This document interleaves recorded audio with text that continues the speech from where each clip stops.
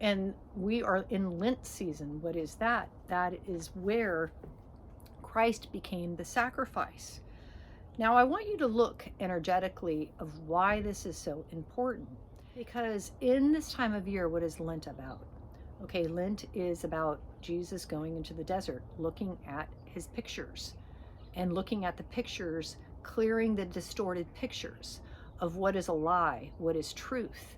And then he became the sacrifice. So what does that mean when people say, okay, you just need to hand it over? What that really means when we look at kind of the sacrifice, Christ's energy. Christ was on the cross saying, I'm taking it all on. I'm taking the energy on. Now, if Christ took on the energy, that means that is how he saved us, by him taking on the energy, so we don't have to take on the energy. But what do most people do? Most people have pain within them, or they have a lie or a distorted picture, or they have self-worth issues, so they take on the energy. But I want you to respond in a different way. Since Christ already did that, it's his, not ours. If we can hand that over, this is what it means by, okay, I'm going to give it to him. Okay, that's what he's saying. I am taking on the energy. It is not for you to take on the energy, because the moment you take on that energy, you become that energy.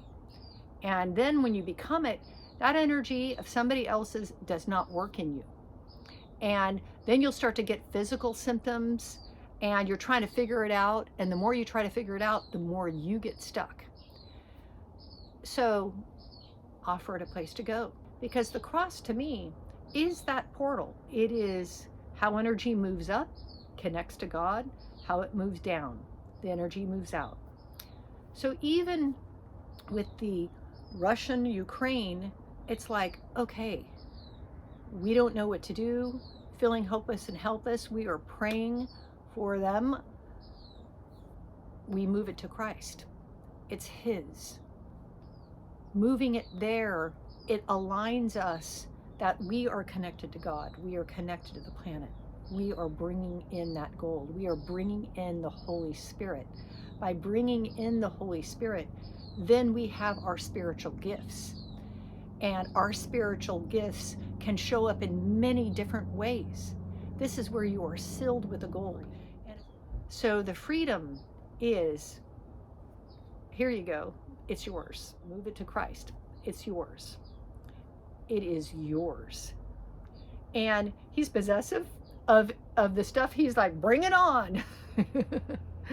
Now, if we could dump it over there, now we're free. That's being saved.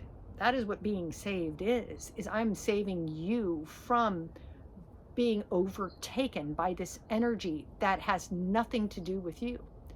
But it is a lesson for all of us to learn, to be free of like, okay, it's his, I'm not going to take it on. You did this for me.